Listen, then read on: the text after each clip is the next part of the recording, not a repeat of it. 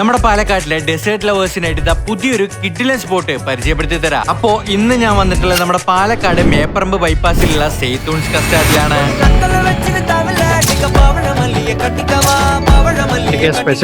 നമ്മുടെ special mango custard ആണ്.